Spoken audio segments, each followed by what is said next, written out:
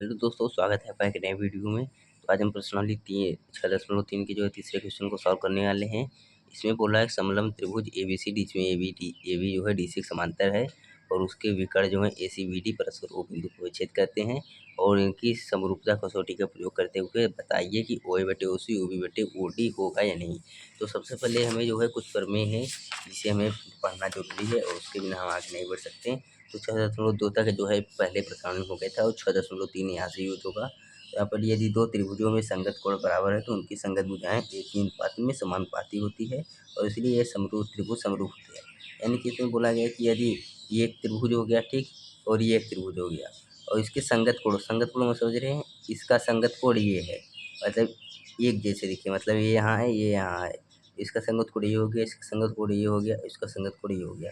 तो ये दोनों अगर जो है संगत कोण बराबर हैं तो उनकी भुजाएं एक ही अनुपात में होती हैं। यानी कि अब देखिए हमारे इस क्वेश्चन में यही वाला कॉन्सेप्ट यूज होगा, तो हमें इसे अच्छे से पढ़ना है। तो इसे अच्छे से पढ़ने के लिए हम जो है एक इधर कोई छोटा सा लेते हैं। जैसे देखिए यहाँ पर मान लीजिए त्रिभुज ए बी सी है और ये है त्रिभुज पी क्यू आर, ठीक। अब देखिए यहाँ पर अगर संगत भुजाएं, अगर संगत को किसी तरह से हम बराबर कर दें, मान लीजिए ये कोण इसके बराबर है, ये कोण इसके बराबर है और ये कोण इसके बराबर है। तो जब तीनों कोण बराबर होती हैं तो त्रिभुज ए बी सी समरूप होता है त्रिभुज पी क्यू आर के। ये समरूपता का चिन्ह है। अब जब समरूप होगा पी क्यू आर के तो इसमें इस प्रमेय, यह प्रमेय जो है वो यह कहता है कि इसकी संगत भुजाएं का अनुपात जो है बराबर होता है। यानी कि ये ए बी पहले लो, ए बी ले लिया, अब इसका बटे कर दो, ए बी ले लिया, अब इसके संगत ये वाला भुजा है पी क्यू, ए बी बटे पी क्यू ले लो, अब इक्वल करो, फिर ए सी बटे पी आर ले लो, ए सी बटे पी आर, मतलब इसका इधर का तो इसका इधर भुजा, उसका ये भुजा तो इसका ये भुजा, अब इसका ये वाला लेंगे तो इसका ये वाला, यानी कि इक्वल टू बी सी बटे क्यू आर। ये मोस्ट इम्पॉर्टेंट है, यही वाला अगले क्वेश्चन में काम आने वाला है। तो हम इसे जो है एकदम ध्यान से समझ लेंगे और उसके बाद फिर एक ये वाला है, यदि दो त्रिभुज में एक ही भुजाओं के दूसरे त्रिभुज की भुजाओं के समानुपाती हो तो उनके संगत कोण बराबर होते हैं और इसलिए वो जो है त्रिभुज समरूप होते हैं। तो यहाँ पर देखिए अगर मान लीजिए एक हो गया, ये दो हो गया, फिर ये एक हो गया, ये दो हो गया, एक हो गया, दो हो गया। यहाँ पर देखिए एक जो है ए बी पी क्यू के डबल है, ए बी पी क्यू का आपको डबल लग रहा है, इसमें भी डबल लग रहा है, इसमें डबल है। तो वही बोल रहा है अगर समानुपाती, समानुपाती मतलब एक अनुपात में, यानी कि 1 गुना 2 गुना 3 गुना ये अनुपात में दिखे तो जो है ये त्रिभुज के संगत कोण बराबर होते हैं और त्रिभुज समरूप होते हैं। अब देखिए ये वाला कब आया था, जब ये कोण बराबर थे, तो इस 1/2 कर देते, ये वाला कोण बराबर मिल जाएगा और बराबर मिल जाएगा तो हमारा काम बन जाएगा। वही वाला सिस्टम इन्होंने बोला है। और उसके बाद फिर एक और है यहाँ पर 7.5, यदि एक त्रिभुज का एक कोण दूसरे कोण के त्रिभुज के एक कोण के बराबर हो तथा इन कोणों को अंतर्गत करने वाली भुजाएं समानुपाती हो तो दोनों त्रिभुज समरूप होते हैं। तो यहाँ पर बोला गया है कि अगर तीनों कोण बराबर नहीं है, मान लीजिए हमारा एक कोण बराबर है, जैसे ये ऐसे ले लिया, ऐसे ले लिया, ए बी सी और पी क्यू आर, ठीक। मान लीजिए ये वाला कोण इसके बराबर है और ए बी बटे पी क्यू इक्वल टू ए सी बटे पी आर है, तब भी यह त्रिभुज समरूप हो जाएगा। दो भुजाओं का अनुपात, मतलब हमें तीन चीज़ चाहिए। अब तीन चीज़ जो मिल जाए, चाहे तीनों कोण मिल जाए, चाहे तीनों भुजाएं मिल जाए, और चाहे दो भुजाएं एक कोण, और चाहे एक कोण दो भुजाएं, चाहे दो भुजाएं एक कोण मिल जाए। अब आप सोचेंगे एक और हो जाएगा, दो कोण एक भुजा। तो देखिए दो कोण, अब यहाँ पर एक त्रिभुज है जो कि 180 अंश का होता है, ये है 70, ये है 50, तो अगला खुद पे खुद कितना हो जाएगा। जैसे मान लीजिए ये 70-50 है और एक दूसरा त्रिभुज है, इसमें भी 70-50 आ गया। अब आपका दो कोण तो बराबर है, लेकिन मान लीजिए भुजा का अनुपात समान नहीं दिया है। तो यहाँ पर देखिए आप दिमाग लगाएंगे, देखिए दो कोण जब बराबर होंगे तो तीसरा कोण अपने आप बराबर हो जाएगा।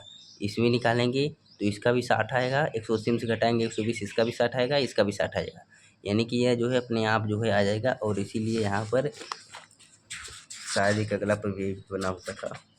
बस हो गया, प्रमेय हो गया। अब हम चलते हैं क्वेश्चन को सॉल्व करते हैं। यहाँ पर क्वेश्चन को सॉल्व करने के लिए देखिए थोड़ा ज़्यादा लगा प्रमेय समझाने में, लेकिन यही यूज होने वाला है। त्रिभुज ओ ए बी व त्रिभुज त्रिभुज ओ ए बी, ये वाला त्रिभुज हम ले रहे हैं क्यों ले रहे हैं अभी आगे आपको खुद पता चल जाए। और त्रिभुज ओ सी डी, ये वाला त्रिभुज ले रहे हैं में। अब देखिए यहाँ पर एकांतर कोण का कॉन्सेप्ट अगले क्वेश्चन में हमने बताया था, तो ये वाला कोण इसके बराबर हो जाता है और ये वाला कोण इसके बराबर हो जाता है। कैसे हो जाता है देखिए, थोड़ा सा मैं बता दे रहा हूँ हिंट। ऐसे देखिए यहाँ पर एक ये है, एक ये है लाइन, ये एक लाइन है, ये एक लाइन है। तो एकांतर कोण का कॉन्सेप्ट जो कहता है, वो कहता है कि अगर ये जो है ये दोनों समांतर है और एक लाइन ऐसे खींच रहे हो, तो ये वाला कोण इसके बराबर हो जाएगा। समझ दिखा आपको, ये कोण इसके बराबर और ये कोण इसके बराबर हो जाएगा। ये आपको कुछ करना नहीं, बस आपको यही लगा देना है। तो देखिए इस त्रिभुज ओ ए बी में ये कोण बी वाला कोण डी के बराबर हो जाएगा, यानी कि त्रिभुज ओ ए बी में ओ ए बी कोण ओ ए बी इक्वल टू कोण, ये वाला कोण किसके बराबर है, इसके बराबर है, इक्वल टू कोण ओ सी डी एकांतर कोण से। देखिए कैसे लगा आपको, समझिए ओ ए बी। अब ये कोण इसके बराबर थोड़ा करेंगे, क्योंकि ये कोण इसके बराबर हमने किया है एकांतर कोण के कंसेप्ट से। जैसे ये वाला है तो इसके बराबर होगा, तो ये वाला है तो इसके बराबर होगा, तो वही है ओ सी डी। और एकांतर कोण से ये हो गया। और उसके बाद फिर त्रिभुज कोण ओ बी ए, मतलब ये वाला कोण किसके बराबर किया हमने, ये वाला कोण की। तो कोण ओ बी ए कोण सी डी ओ, ये बराबर होंगे ए बी एकांतर कोण से। और उसके बाद ये कोण अपने आप इसके बराबर हो जाएंगे। इसके दो तरीके हैं, या फिर 180 में से इन दोनों घटा दीजिए ये आएगा, और फिर 180 में से घटा दीजिए ये भी आएगा। या फिर आप जो है एक दूसरा कॉन्सेप्ट लगाइए, शीर्षाभिमुख कोण वाला। क्योंकि कोण जो है जैसे एक लाइन ऐसे काट रहा हो, एक लाइन ऐसे काट रहा हो, तो ये कोण इसके बराबर होता है, ये कोण इसके बराबर, ये कोण इसके बराबर। तो ये वाला इसके बराबर है, यानी कि ये वाला इसके बराबर है। तो यहाँ पर कोण D O C equal to कोण ए ओ बी, ये हो गया शीर्षाभिमुख कोण से। ठीक, अब देखिए अब जो है ये तीनों चीज़ें बराबर हैं, कोण बराबर हैं। यहाँ पर कोण बराबर है, तो यहाँ पर कोण बराबर है, तो यहाँ पर जो इसलिए त्रिभुज समरूप होते हैं, दो त्रिभुजों में संगत। तो यहाँ पर समरूप ए समरूपता कसौटी से समरूपता कसौटी से क्या हुआ, त्रिभुज ओ ए बी समरूप हुआ त्रिभुज ओ सी डी के। अब यहाँ पर ओ A B O C D समान समरूप हो गया। अब देखिए हमने जो यहाँ पर निकाला था ये वाला, कहाँ गया, ये प्रमेय था। अब यहाँ पर कोण हमारा बराबर है, तीनों कोण आपने देखा बराबर है आपस में। तो यहाँ पर उनकी संगत भुजाएं एक ही अनुपात में समानुपाती होती है, यानी कि यहाँ पर अब संगत भुजाएं देखिए, इस त्रिभुज का ये वाला भुजा त्रिभुज ओ ए बी में, ये त्रिभुज ओ ए बी है, इसका ओ ए भुजा। देखिए हमें क्वेश्चन में चाहिए क्या, पहले वो देखिए ओ ए चाहिए, ओ सी चाहिए, ओ बी ओ डी चाहिए। मतलब ओ ए चाहिए, ओ सी चाहिए, ओ बी चाहिए, ओ डी चाहिए। देखिए यहाँ पर संगत भुजा ओ ए इसके बराबर होगा, ओ ए बटे ओ सी करेंगे equal to O B O B बटे ओ डी करेंगे। ये सभी संगत भुजाएं हैं, क्योंकि देखिए संगत भुजाएं कैसे यहाँ पर आप दिखा रहे हैं मैं आपको, ऐसे ये वाला त्रिभुज हुआ ओ डी सी। ठीक, और उसके बाद फिर ये वाला त्रिभुज है हमारा ऐसे ओ ए बी। अब जस्ट आप इसको हल्का सा ऐसे पलट दीजिए, मतलब कि ये ऐसे है, अब इसको सीधा कर दीजिए, सीधा करेंगे तो ऐसे हो जाएगा, यहाँ पर ओ आ जाएगा। और ऐसे करेंगे तो यहाँ पर ए आ जाएगा, यहाँ पर बी आ जाएगा। ठीक, समझ रहे हैं आप।